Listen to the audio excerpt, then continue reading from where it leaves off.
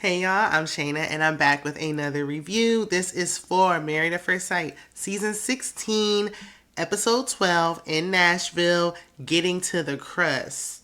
And y'all already know Clint said that because he can't stop saying the crust, the core, the meat, the middle of it, all that. So let's go ahead and get into this review. Shout out to all my new subscribers. I've gotten quite a few recently. I definitely appreciate you. If you've been here before and you're not yet subscribed, help a sister out by hitting that subscribe button, liking the video, and being sure to comment. It helps my channel to grow and helps to keep pushing me to make these videos for y'all. If you're new and you enjoyed the video, please don't hesitate to subscribe. Check out my other content. It is appreciated. And y'all know from Married at First Sight, I do couple by couple. No particular order, just random, because the season is just random. But we going to start with Jasmine and Eris this review. So let's go ahead and get into it.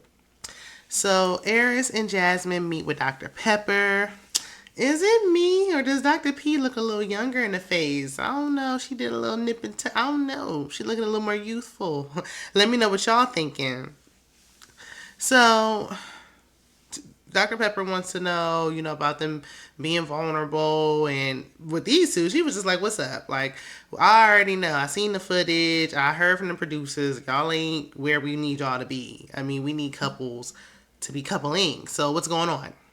And Jasmine is teary-eyed, expressing that she's concerned about the potential lack of attraction. That was her biggest concern, was that her spouse may not be attracted to her, and now that is her reality. And so it's upsetting her.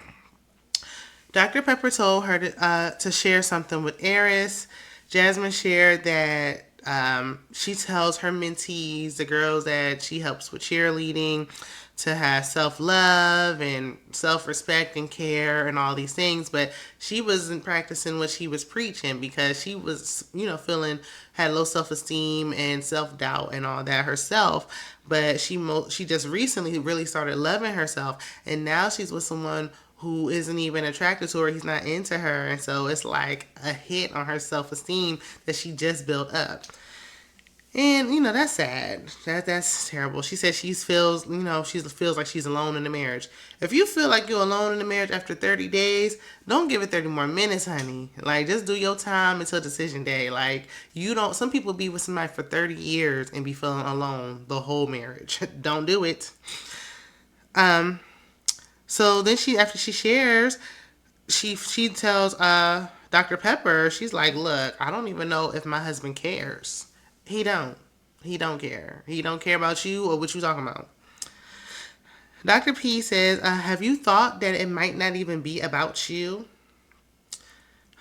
Look at Dr. Pepper working for her check. My goodness, how profound. What great advice. Girl. Okay, on one hand, I'm like, you trying to help Eris along by, like, giving him a little tip to try to justify it so y'all can try to get this couple to stay together. But on the other hand, it isn't about her.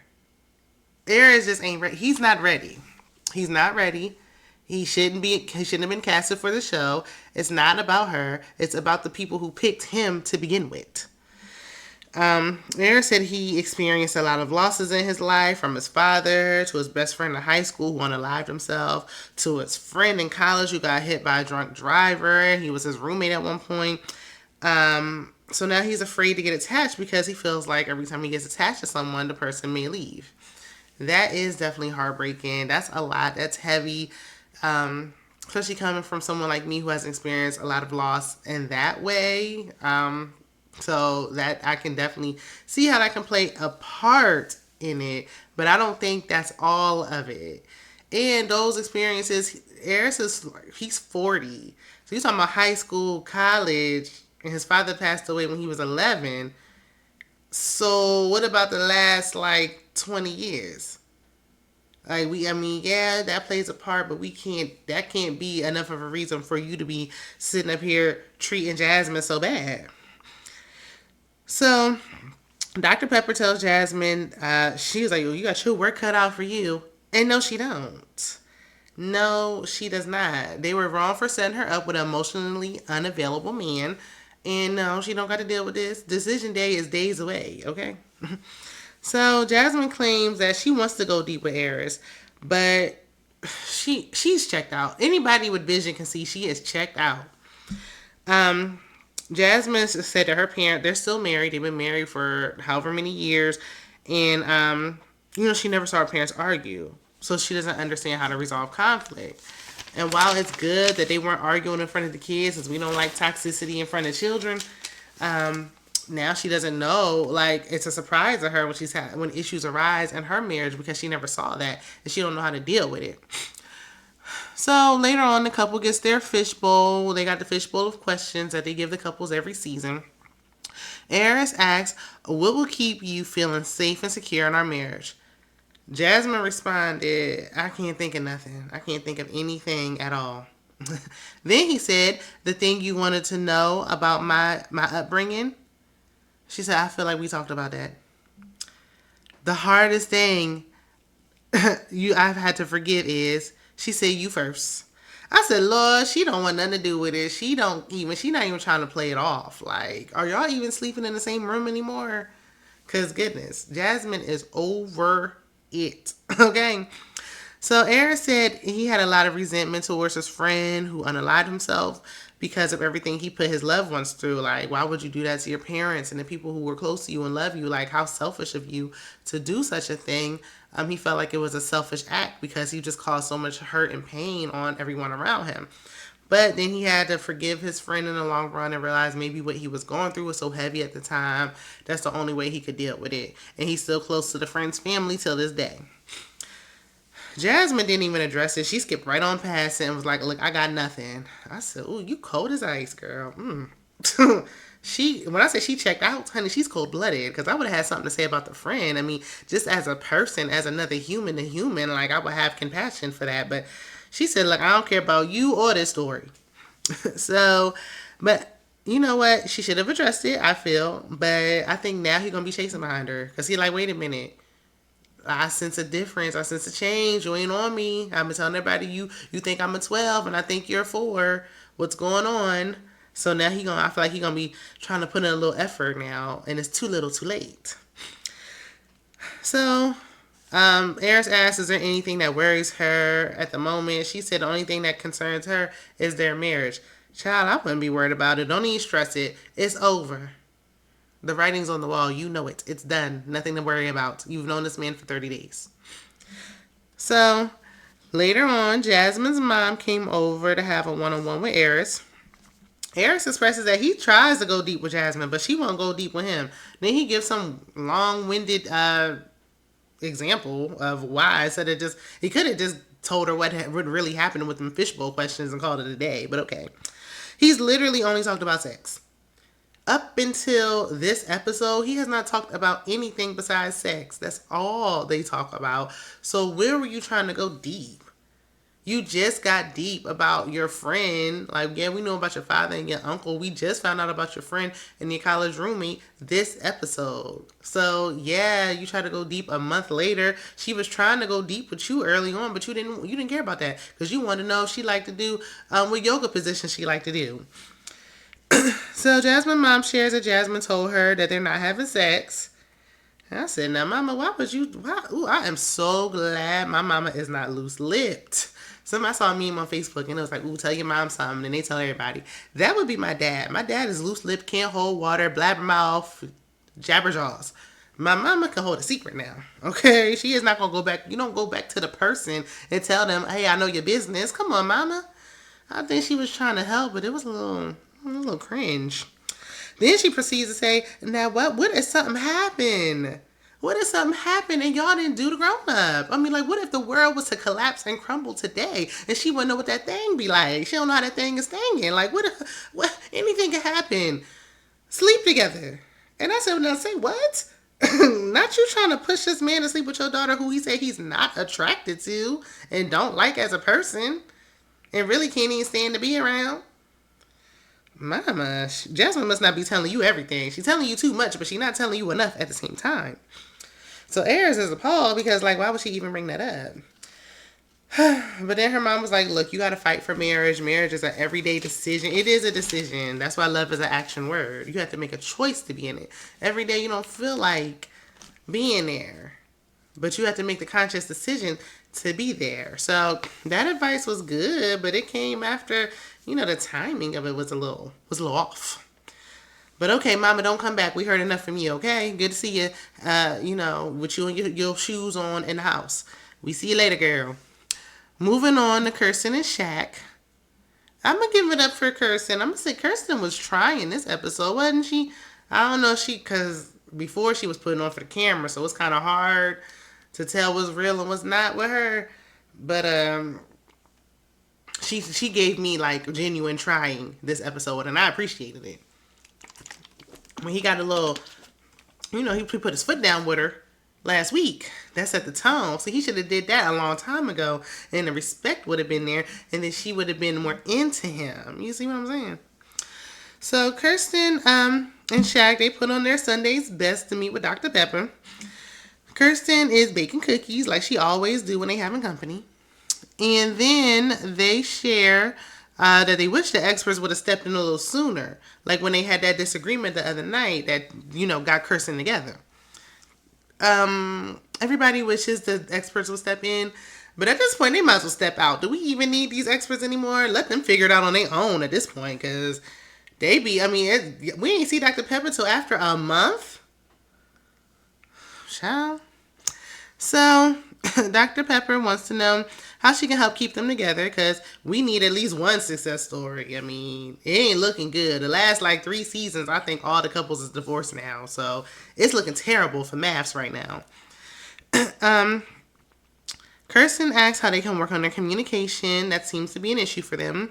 And Dr. Pepper, can y'all believe, my cold it's still going away. It's almost gone. I'm almost there, but I'm still sniffling, y'all. So y'all have to excuse me.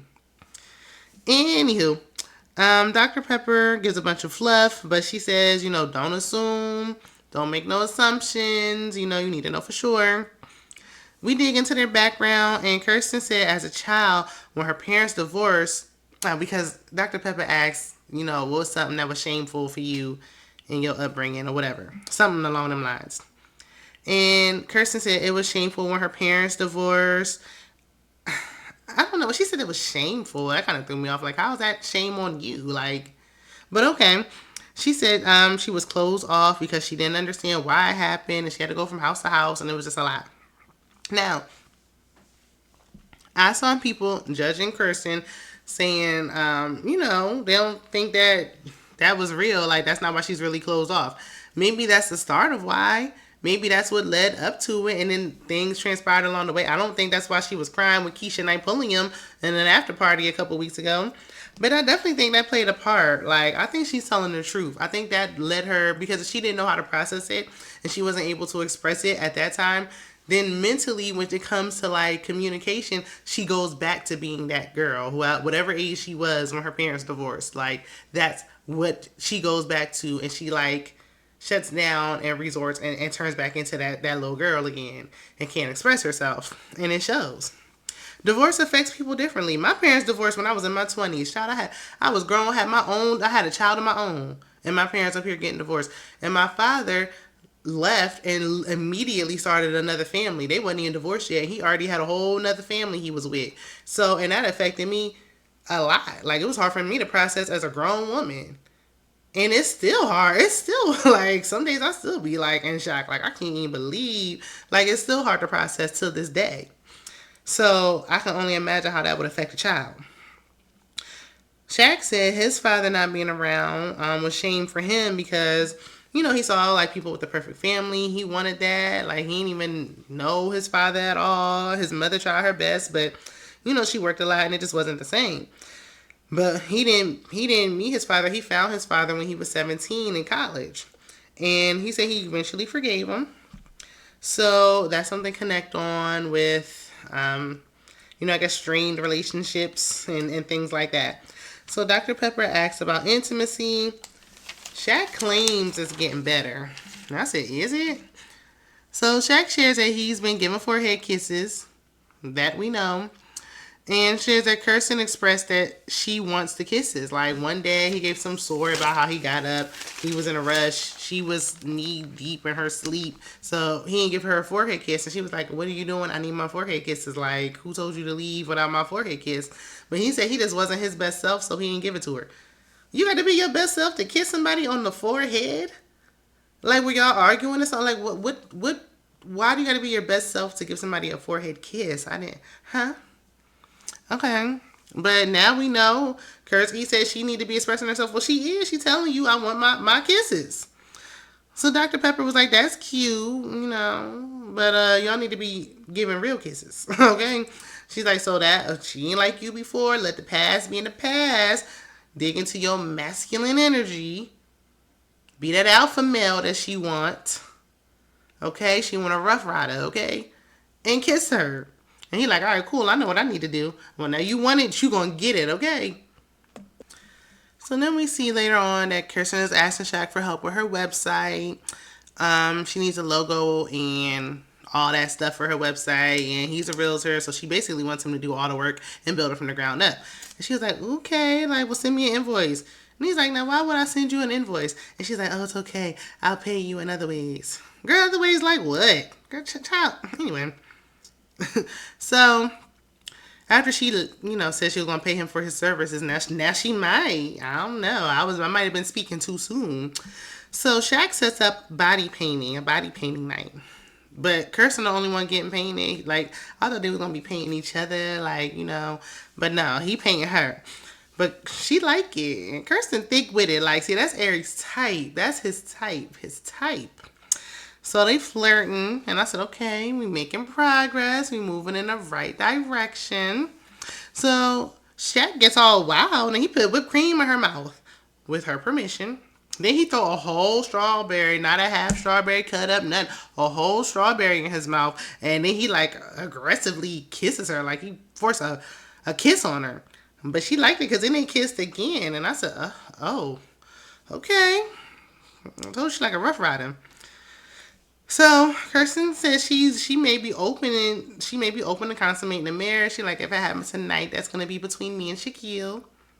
Not really, because then we saw in the preview for the rest of the season that he told everybody at the table that they consummated the marriage. But okay, we got some hope. The issues didn't seem like that bad to begin with, but I just thought that she would never like come around. You know what I'm saying? So then we have Chris and Nicole. Who are these other two couples? Let's get through them, y'all. Because they just snooze fast. Chris, Nicole, and her dad do goat yoga. Why is goat yoga so popular? Like, somebody please explain why we need goats. What does it smell like in there? What is this about? Like, the goats just be in the way. The goats don't want to be there. You in they way because they can't roam free. Like, it's just not supposed to be. And we seeing more of Nicole's dad than we are of her dog. Where is her dog at? He popping up. He's starting to be in every episode. I think we starting to see Nicole's dad more than we seeing Eric's cousin. So Nicole's dad shares, because Chris asks about her childhood, and this whole episode is about going back. We're going way back in time. So he shares that that her mother and he divorced when she was 4, but he was very involved. He was always a part of her life. Like, nobody even knew they wasn't together because they was always at functions and things together. They don't mean y'all together just as y'all. I mean, y'all could just be co-parenting. Like, I be with my co-parent at events all the time, and I don't think anybody thinks we're together. But I just thought about that. But he said when she turned 18, she became distant, was getting rebellious, didn't want nothing to do with him. Like, she didn't have her own room at his house. She had to sleep on the couch, so she didn't really want to be there. But they've since grown closer. I said, why does Nicole family and friends always be throwing her up under the bus? Chris don't really need to know that, she was like this rebellious teen that didn't want nothing to do with him. Like, you could have kept that to yourself. Just like the friend talking about, oh, she's so hard to be with. She's so much. Like, what kind of friend is that? Nicole, you got to watch these folks, okay? I know daddy ain't mean no harm, but I'm just saying it's a lot.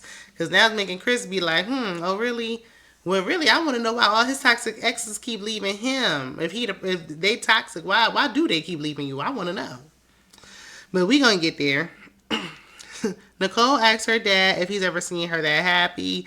He says she seems content. So, well, that's good. I don't think she fully happy because she low key self sabotaging the relationship, thinking that she gonna do something to scare him off every 5 minutes.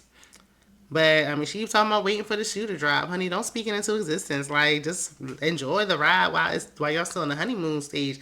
Cause we all know the honeymoon stage don't last long. Nicole's dad told Chris that he can call him dad. That's nice, but like, what is the big deal about him calling him dad anyway? Like, I don't get, like, I don't know. I never been with somebody and just felt the urge upon meeting their parent to be like, oh, hey, mom, or hey, dad. Like, that's weird to me. I don't know. I feel like we got to build that relationship, that type of stuff in time. Like, that could take years. So, the couple meets with Dr. Pepper. Nicole shares that she viewed vulnerability as a weakness and wouldn't show emotions while she was with her exes, so she didn't want them to think she was weak. A lot of people feel this way. She's not alone. I hear this all the time, especially with women. Like, these women so hard. I don't understand. Honey, I'm a Cancer, okay? I'm a share. You gonna know how I feel about it. I ain't about to be letting this build up inside and eat me alive. No, you gonna hear what I got to say, honey. I express my emotions, and I think there's power in that. Like, I had my ex, he tried to make me feel bad about it. Like, oh, you're so emotional. Like, I was gonna be upset. Like, yeah, I will tell you, I'm an emotional person. I am. I'm an emotional person. I don't look at it as no weakness. So you can't, when you realize that it's a strength, not a weakness, there's nobody can use that against you and be like, oh, you're emotional. Like, and I am. And I'm in tune with my emotions. I'm not like a small child keeping my emotions built up inside and can't express myself and can't be emotionally available. So you can't use that like it's some kind of weakness. That's a strength, to be vulnerable, to be able to express myself, especially after you've been hurt. Dr. Pepper tells her that it's a strength, like I just said. And then Chris said that he has no problem being himself. I know that's right. He said the person for him gonna love him for him. Like, if you ain't for me, then you just ain't for me. Like, I ain't for everybody, okay? But, of course, Nicole's like, well, I'm the someone. I'm the one. It's me. That's great. I just, like, she's constantly doing that. And I don't really never see him saying that about her. And I wish he would do it more. So Chris and Nicole are working out, and they decide to do their fishbowl questions while working out, while Nicole has on makeup. Listen, I wouldn't even been sitting pretending like I'm about to be working out while we doing this. I would have been like everybody else doing it inside the apartment. So Nicole shares that her most shameful moment was when her mom saw the cigarette burn on her arm from her ex. She lied and told her it was from a flat iron, but her mom knew she was lying. Of course she did. A circle small burn compared to a flat iron. Okay, just like how? I guess that's the quickest thing she could have thought of. But she, like, her mom didn't press her. She didn't press the issue. She let it go. But now she's kind of upset because her mom is going to find out when she watched the show. So, she's concerned about that. Chris didn't say nothing about it. Like, here we go. We being vulnerable and sharing. Are y'all, like, cutting this out or something? The responses out? Because he was just like, well, anyway, about me and my story. Like, are you tired of hearing about the cigarette burn? Are we going to address what she said? But instead, he told this story that wasn't really worth telling. He said a shameful moment for him was when he threw a wild party that could have got his mom locked up, but it didn't. She didn't get arrested. It was underage teens drinking. Nothing happened. But yeah. Chris said one of his insecurities in the relationships is that nobody wanted to stay. He felt like, am I worthy to be loved? Why doesn't anyone want to stay? And, when you have like a hard like streak of people, when the string, like, constant relationships is not working out, like, it can get like that. It can definitely feel like that. Like, what is it, me? Because why isn't that working out for me? But Nicole, she reassured him and poured love into him again, like she always do. And I didn't really see him reciprocating with her, but hopefully we'll see him doing it a little bit more. I don't like for it to be one-sided, and especially when it's like on the woman, like she's doing it more, like she wants it more than he does. I don't like that. But I mean, maybe he just doesn't, express his emotions as much, even though he claimed he do. Nicole shared that she's worried that they won't always be this happy, and like that she'll do something to ruin a relationship. According to him, last week you been getting on his nerves, but that's neither here nor there. You won't be happy all the time, Nicole. Like, it's gonna happen. If he just is gonna leave because you did something that he just don't like, then he ain't for you. I mean, It's a hard pill to swallow, but it's just is what it is. Like, you can't be on edge worrying if you're gonna scare this man off. If it's meant to be, it's gonna be. Like, it's not going to be happy all the time. It's just how you work through those tough times is what makes a solid foundation. Gina and Clint. Clint is on a video chat with his friend. His friend looks a lot older than him. Like, he looked like he could be his dad for real, in my opinion. Was that just me? So, I mean, for Clint to be 40, he aging gracefully. Clint says, once again, he wants to know Gina's inner crust. He wants to know about her background. His friend says, look, as time goes on, she'll open up. Like, give it time. But they don't got that much time to give. But yeah. They won't be more than friends. Nope. Don't see it. They meet up with Dr. P and tell her they've been having fun. And Dr. Pepper was like, oh, that's great, but it's going to take more than fun to have a lasting marriage. Gina says she has a hard time being vulnerable. Here we go with that again. I need people to just start being, if more people in the world were vulnerable, like, then communication issues wouldn't be such a thing.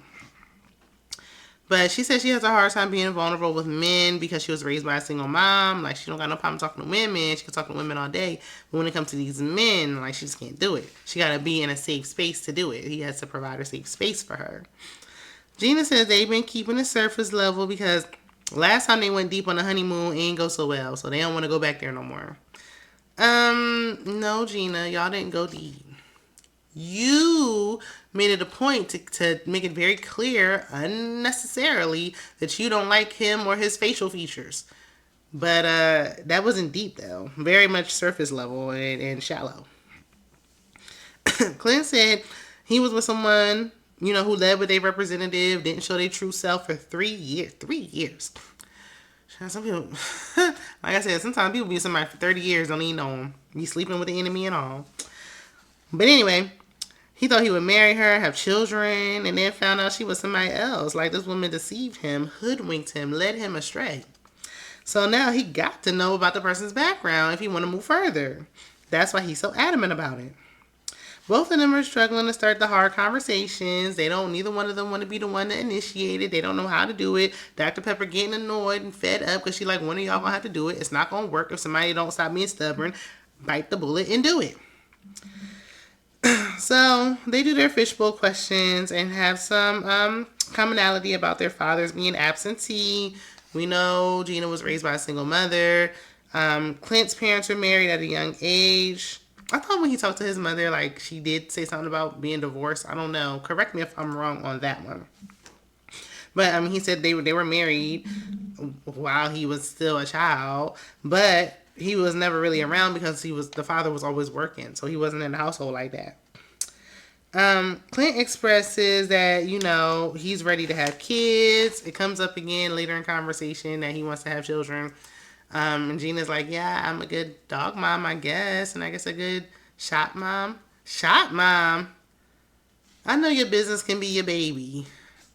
I don't even know if I want to say it because then the people, they're gonna like me up in the comments. It's not the same as being like a mom. Like, I understand like that's your thing and she's like putting her all into it. But a shop mom, I haven't heard that phrase before. I was taken aback. Like, I understand that's your baby, that's your business, but honey, a baby is a whole nother ball game, okay? It don't seem like it was on her mind. Like, she wasn't even thinking about it. So it don't seem like they on the same page with that at all. Now, why he was kissing on Dominique, who really ain't ready for it, I have no idea. But we'll find out when it comes. Because y'all claimed he was kissing Dominique, but when? Where? I still ain't seen the kiss. When is it going to happen? This episode was better than last week, I will say that, but it got to spice up a whole lot more. That trailer for the rest of the season was looking good, but we know they give us all the juice and the tea and everything, and then we watch the episode and it be falling flat. So let me know what y'all thinking about this season so far. Are you still watching? Be sure to like, comment, share, and most importantly, subscribe, and I will see you in the next one. Bye.